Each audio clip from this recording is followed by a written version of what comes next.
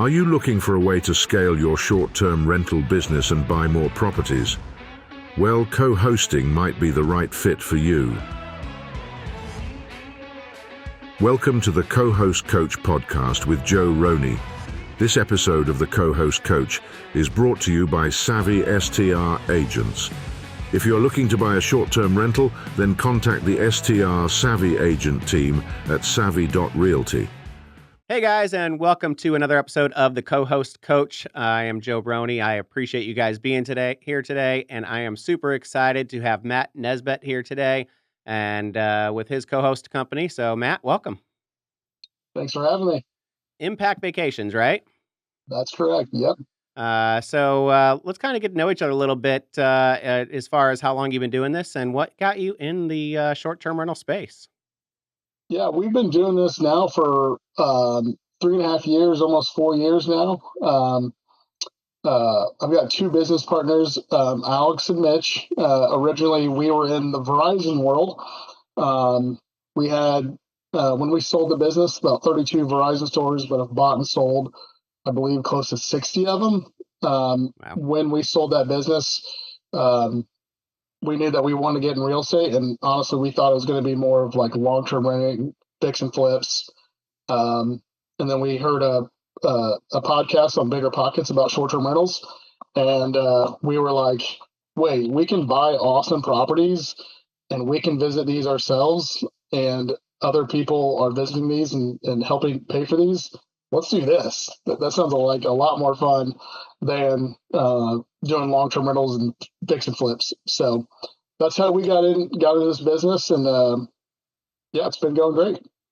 That's awesome. And it's funny. I mean, most people that I've talked to in this space started in long-term or started in multi-unit, and they jumped here. And you're more like me, where we just jumped right into the short-term rental space and said, maybe we'll get to the long-term rental down the road, and we're going to start on the short-term rental side. The cash flow is a lot better. And, if that's what you're looking for, then that's the way to go. So what market are you in, and where are your properties at? So we're in, we currently have properties in Branson, Missouri, the Smoky Mountains, Chattanooga, Tennessee, Western North Carolina. Out in Western North Carolina, it's Waynesville, North Carolina, and then Cashers, North Carolina. But those are the markets we're in. 2 in Branson, 3 in the Smokies, 1 in Chattanooga, and then 3 in Western North Carolina. Waynesville and Cashers, they're about an hour and a half away from each other, but I just kind of always categorize them as Western North Carolina. Yeah. And really, I mean, the majority of yours, you can get to all of them except for Branson in a 3 to 4 hour drive from where you are? From where I'm at in central Indiana, the Smokies is like a 5 hours, Okay. 5-6 hour drive, and then West North Carolina 8. Branson, Missouri is an 8 hour drive too. So everything's between 5 to 8 hour drive from where we're at in Indiana. Okay. So no short-term rentals in your hometown, all in vacation rental markets for the most part. Correct. Yeah. A part of me is I love that because I have like a tendency to go after things really quick. We're looking to expand here in Indiana, but I'm glad I have these 3 years of having stuff more remote. That way I don't just force myself to get in the truck and go, because we all get in this business for, time with our families and those type of freedoms. And one thing I've always been cautious of getting stuff so local to me would be, did I just create myself another job by fixing the light maintenance stuff? But yeah, yep. Currently, again, everything's about 5 to 8 hours from us. We've been very fortunate of really building some great teams in these areas. We go to these properties quite a bit to check on them as well. That we think that's really important. There's a lot of property managers out there, co-hosts, that don't check properties at all.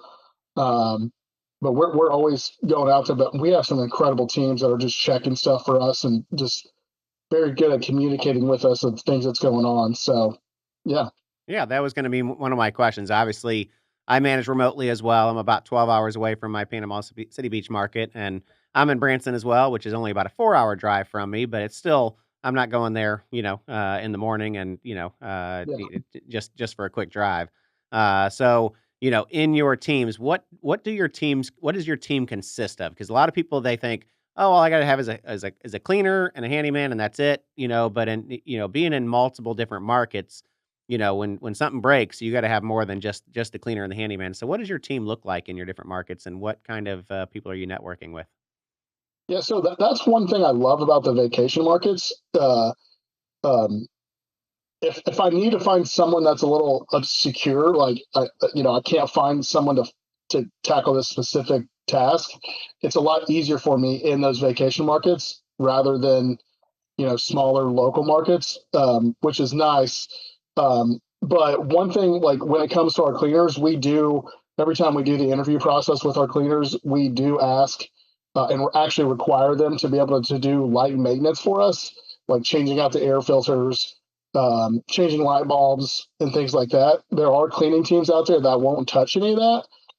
For us, that just doesn't make sense to hire those tasks out when they're there all the time. And then again, finding a great handyman, handy woman that can come in and to do those things a little bit more than the changing light bulb, changing the air filter, and then all of our cabins have hot tubs, and then all of our smoky cabins have pools, all besides one. So we have a great relationship with vendors there that specialize in hot tubs, and every market's a little different. The Branson market, we have a specific hot tub team, where in the Smokies, the cleaners and stuff are trained for it. So like they handle all that for us. But the pool company we have is tremendous to work with. Their business is just only helping short-term rentals. So they understand the last minute bookings. They understand the turns. That was the hardest thing to find at first when we first got into this is one of our second or third property was a pool cabin. It wasn't easy finding a pool vendor that understood that side of the business, that checking the chemicals after every turn. Um, Really, those are our main people.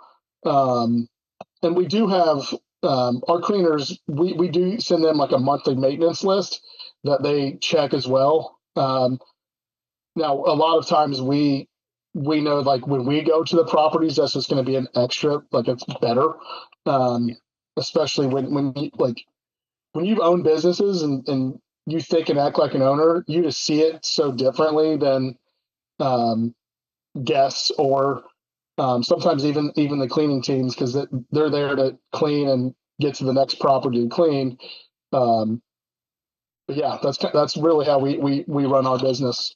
Yeah, and that's great. I mean, and going to your properties, I we have it in our contract that we will visit our property personally a minimum of once every quarter, and I see it on the forums. I see a lot of people say that, oh, I can co-host your property from anywhere, and I call these keyboard warriors, and they never leave their couch or their dining room table, and they want to be a co-host, and that's fine if you're an owner that just wants to hire someone to do guest communication.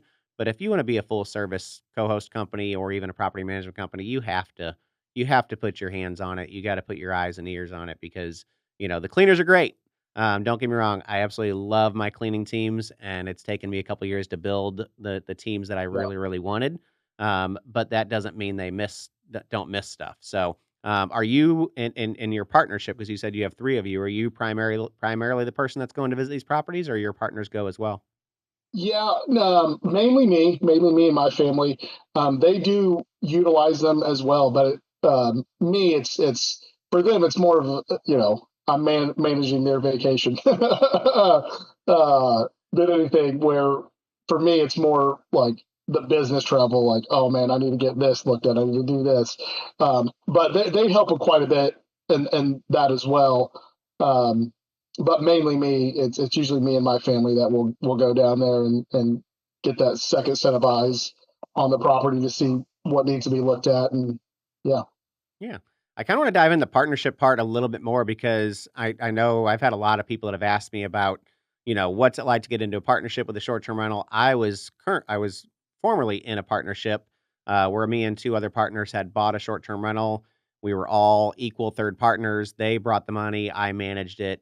We had an exit strategy, so we ended up selling and exiting out of the business. There just wasn't, for the property that we chose, there wasn't enough, profits to split three ways. But in your model and the way you handle it, can you kind of share details and kind of how you structured that for somebody else looking to get into a partnership type business? Yeah, ours is a little unique, especially coming from the Verizon world. When because it was technically their business. I was their vice president of operations. They were like, "Hey, we're looking to sell these Verizon stores. Would you want to come into business with us in the real estate world?" And that's where we took a year to educate ourselves on short-term rentals before we jumped into space and before we sold the Verizon business. And with that agreement, we all agreed, here's our equity positions. But part of that is I took some equity. It's less than theirs, but mine came with, here's what we're going to pay you to manage these. Yep. And it works out. It works out really well. Now the co-hosting business is structured a little different because it's not ones we own. That's all split 33%, all equal partners in that business. On the stuff we own, every property is structured a little bit different.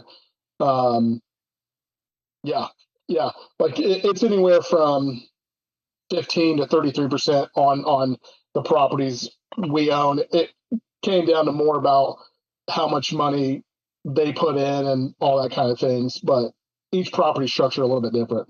No, that's great. That's great. And I always ask this question in partnerships. What did you have an exit strategy going in? If 5 years down the road, 10 years down the road, you decided to split and part ways, or is that something that you guys discussed up front, or will it just be something that gets discussed if that day comes? Yeah, it'll just get discussed as that day comes. We kind of, you know, we've all been part of other businesses and we've all worked well together in other businesses. And um, fortunately, we haven't had to do that. We've sold a couple properties that we owned, but that's about it.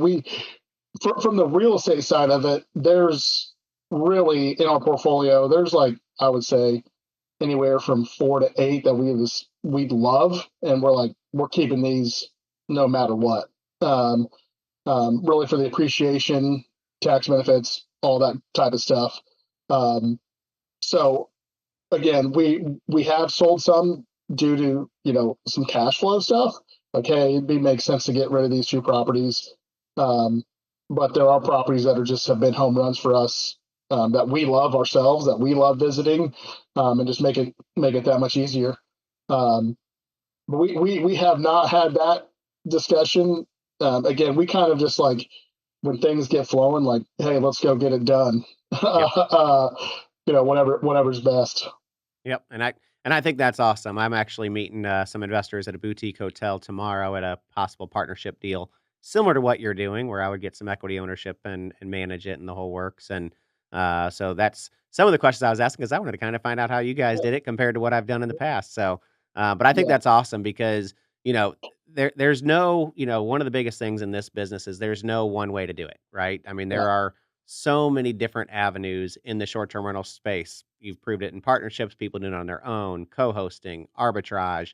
Last week or a couple weeks ago we had Kim Fitzpatrick on that just does short-term rental setups, and yeah. there's so many ways to win in this business, and I love to see other people win, and that's one of my favorite things. So, I mean, that's pretty awesome. So, what's kind of next for you guys? So, you're at that many properties. Are you growing more on the co-hosting side now, Yes. or on the ownership side? So we're really wanting to take our business to the next level on the co-hosting side. We currently have two that we're co-hosting for. Um, really love that. I mean, we have the operations and teams in place and the markets that we really want to go after. Um, Now we are open to go after the Indiana market because we're all here. The benefit of that is we're very confident we can assemble a team very quick here just because the network we have here. But really, our main focus is to grow that co-hosting business. Um, you know, but we want to be very selective as well. Um, you know, we really like love the owners that it's also a home that they come to, that they enjoy. I'm learning a lot in this business where it's just different managing for some of those investors that all they care about is the bottom line, which is very very important. But we enjoy serving those that like love their property as well, and like it just comes more natural to serve them. Like it's kind of hard to explain, but like I know that they're taking pride in their property, and it helps keep us accountable when I know the owners are going to visit their properties multiple times a year. Like, because if they find something, like they're going to look at everything completely different than our teams because they're the ones that have invested all this money. Um, and I love that because again, it helps keep us accountable um, and providing the best that we can for them. Um, that's really who the type of owners we want to go after is those second home vacation homes, and then really just scrubbing everything that like what their property has to offer. I'm not sure how much you've looked at our portfolio, but we have some high end luxury stuff. That have beautiful views, some great amenities. Those are things like we really want to go after. But there's hidden gems out there too. We're open to look at any and everything because we know that like it, not every home has to have $1 million view. Not every home has to have a pool in the basement to do really really well. Um, but yeah, that's really kind of what we're looking at. We're open to purchasing, but our main focus right now is growing the co-hosting business. Like I said, we've put in 3.5 years. I have a love-hate relationship with Airbnb. One thing that I love with Airbnb, I think from a hosting standpoint, really shows the credibility of how you operate your business from a review standpoint. Um, and there's grace there because like there are some people out there that just want to give a bad review no matter what, like as you know. But I do take pride in having over 1,000 reviews, still at 4.95. That's where I like Airbnb from that point, just because I see some of these large property management companies that are at like 4.2, 3.8, and you just know like they're not providing the best for the owners that they're serving. If those guests are having that much negative things to say about them, like that's just going to be a trickle down process for them. Like they're going to lose money all the time, like every year because people are saying so much negative things about their property. Um, and we just take that very serious. We always start with the owner and guest in mind. We believe if you take care of the guest, respond to them quickly, and provide them a great vacation, like that's where the repeat business comes in, and that just makes it so much easier for all of us. Oh yeah. Yeah, and what you were saying about different owners to work with, I kind of have a variety of owners. I have owners that, I had a call with an owner this morning that, he's very, numbers oriented, so we were going through the owner statement line by line to, make sure that, he could reconcile everything perfectly on his end, and that's great. And then I have other owners that are, completely hands off, they're investors only. And then I have some owners that it is their second home, but when they go to it, they don't wanna do any maintenance. They just wanna be on Yep. vacation, and that's okay. And then I have an owner that, every time he goes, he probably, updates property and paints walls and, spends a week there Yeah. fixing and repairing and just doing the little stuff that, we don't have to pay a handyman to do. So I Yeah. think there's a big variety of owners out there.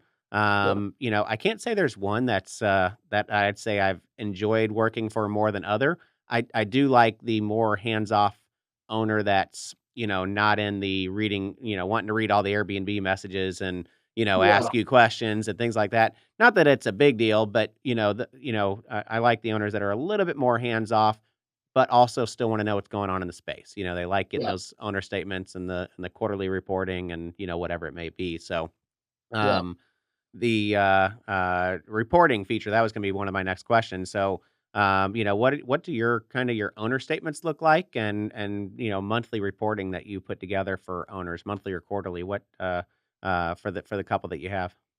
Yeah, so currently we use OwnerRez for our property management um, software.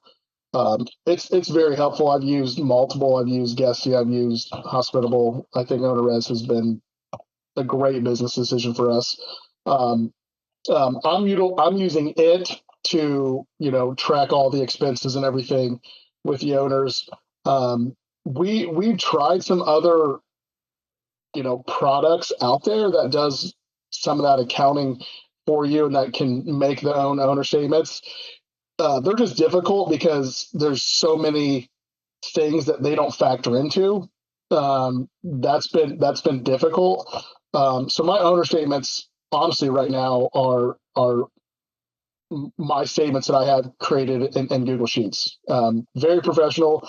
Yep.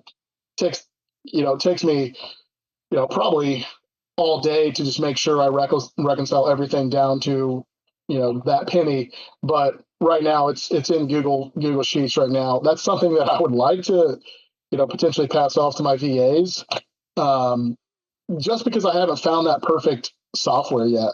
Um, um, I don't want to say their name because I think they're a great product. Um, um, but with us, it got a little bit more difficult on the accounting in that software because of the properties we own, um, separating it to the properties that we only co-host. They all have their own bank accounts, but in that software, we had to create multiple logins for each of those accounts, and it was like this is a lot of work. Like it was more work than actually doing some manual stuff. Yep. I think the product's great if you're only co-hosting and that's it, and you have no properties you own yourself.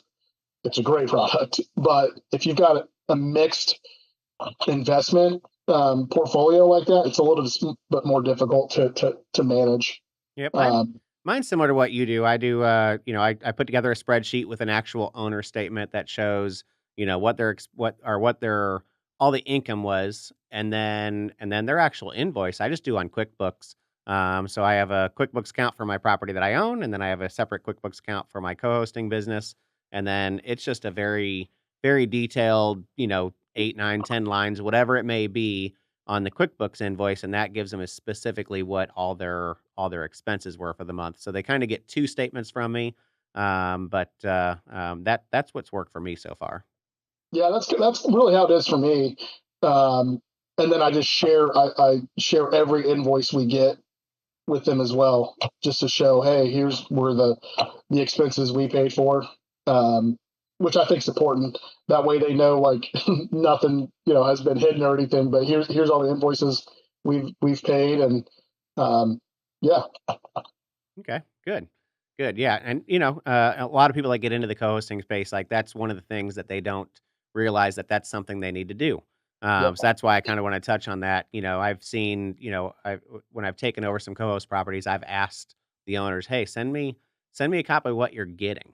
The other thing I like about OwnerRes that's good. and is you can give the owner their own login to go in and look at the calendar or go Hmm. in and look at that. And I have of the 10 properties that I have, about 4 owners that want that login, and they log in and look at the calendar, and can, if they want to, go down for a weekend, they can look at the calendar and say, "Hey, we're open this weekend. Hey, can we go down? We're going to go down there and use it. Can we block the calendar off, whatever it may be?"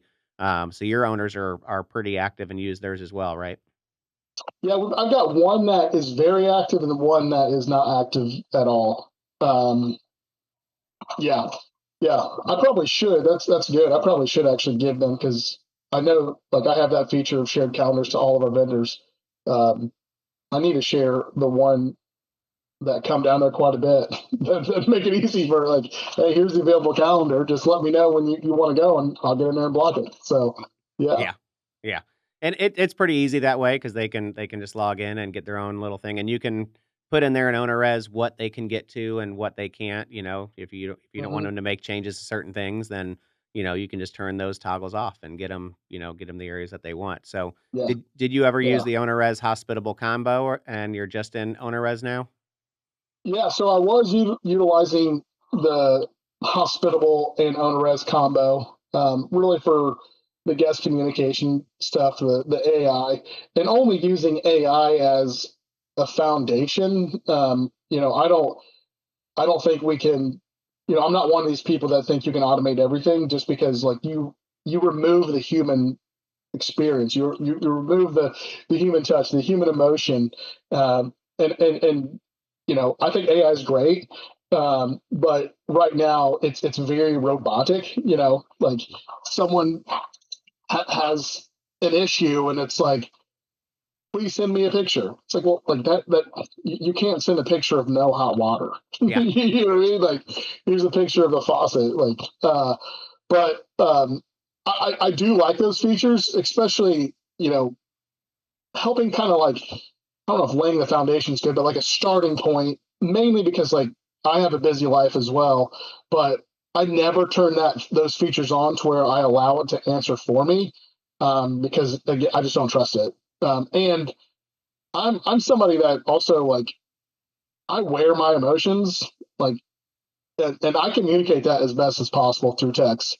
I want my guests to know like how much I put behind this. That I care deeply about their experience. I care deeply about our homes, and you can't do that with a lot of the AI. But we did uh, get rid of hospitable. We are utilizing owner-res only, but on that, there's an integration with Host AI and owner-res that we've been using. I like it for actually a lot of different features other than the AI messaging. Um, the, it's almost like um, Monday.com. I love how I can schedule vendors in there very easily. There's a call features in there that I like a lot. Um, yeah, there's just, I can connect my email to it. So if I Yeah. do, have a time where I need the VA to step in, like all the communication is coming into one hub, not you've got to log in here and here. It's just nice to have it all centralized. Yeah, yeah. No, that's good stuff. I haven't really toggled with anything on the AI stuff. It's definitely something I need to look into a little bit more. I'm the same way. I kind of like feel like we're always going to have some sort of Mhm. human touch, and I think that's really what sets us apart from most of the bigger property management companies that we can do that. When Yep. if you have 100 properties, there's no way that you're doing the guest communication, and it's fine to have VAs, and VAs can do phenomenal job in guest communication once you teach, train them, and they know what they're doing. So I don't have any problem with that. But it'll be interesting to see how AI kind of continues to evolve in our space over the Yeah. coming I say coming years, but and it could be the coming months or the coming Yeah. 6 months Yeah. because it seems like in our industry, technology is changing by the week sometimes, and Mhm. we got a new update with Airbnb that just came out, and lots of different things. So yeah, so good stuff. If you were to give advice to somebody that was either new into co-hosting or wanting to get into co-hosting, what would be your top couple of things that you would tell someone they own a short-term rental and they're thinking about doing this business? What are some things that you would tell them to do? Yeah. That's a great question. I would first let them know, like, hey, if anybody told you this is passive, throw that out. It's a lot of work, and it's hard work. Um, and I mean that truthfully because there's a lot of people out there that say this industry is super passive, and it's just not. Like that would be the first thing I would tell them. Like, hey, um, understand that, but now let's work on your operations. Let's get you um, off the ground running. Automate what you can. Like automate the check-in instructions, automate the checkout instructions. Automate rental agreements, automate what you can. Um, but then, you know, probably before that, even as like whatever market you're in, definitely be checking permitting, make sure like everything there's kosher. Again, that's one reason why we love vacation markets, because all that stuff's been handled for 100 years now. It's just a little bit Yep. easier from the permitting side of it. Um, but yeah, and I would just, tell anybody like in this business, like be human, like be it's okay to make a mistake, but communicate it. Yep. Um, I had one here recently where um, uh, my my bookkeeper accidentally used one of my owner's account to pay for a cleaning bill. I was like, whoa, like we can't do this. I immediately called the owners, like, I'm so sorry, paying you back right now. But they were so gracious because we picked up the phone, communicated, handled it quickly. We're not perfect, nobody is, and but also just like stay educated. Like this industry is always changing, evolving. I mean, there's new, like, you just said with the technology, it's like, even in this industry, like, there's just so many things changing at all times. Um, yeah, you gotta do your best to stay educated, um, with this. And yeah, Yeah, I have my list of about 4 or 5 podcasts that I listen to every single week, right? There are just some people out there that just have some additional information, the Kenny Bedwells of the world, who is the data guy, and Ryan Bakey on the tax side, and there's a few others that it's just like I need to make sure I'm staying on top of everything, hmm because there is so much stuff that is changing, and then there's different Facebook groups, and I think I was on a call with somebody earlier today that was asking about, wanting to get into co-hosting. And they're like, well, how many hours a week do you spend in your business? Like, 5, 10, 15. I'm like, 50 to 60. I said, but yeah, that doesn't mean I'm talking to guests 50 to 60 hours a week. When I go for my workout and I'm listening to a podcast, I'm working, right? I'm thinking about the business and how I can improve it. And when I'm driving and I'm selling real estate, whatever it is, like all of it is one. And you hit the nail on the head. There is nothing passive about short-term rentals unless you are an investor that's hiring a property manager to do everything for you. yes, yeah, that's where we come in. We Yes. will help you make it as passive as possible. Yep. But Yep. yeah, But if you're going to manage short-term rentals, there's definitely nothing passive about it, and I wouldn't change it. I love it. I love, I love the guest communication. I love seeing the 5-star reviews. I don't yep, love that 9 o'clock phone call on a Friday night when HVAC goes down, but it's part of the job, and yep, it's what we do, right? And yep. we make things happen. So I think it's awesome what you guys are doing. I think the markets that you're in, I'm same boat. The vacation rental markets, in my opinion, is going to continue to be the future of short-term rentals because it's been here forever. hmm I'm not a big suburban vacation rental or Airbnb fan.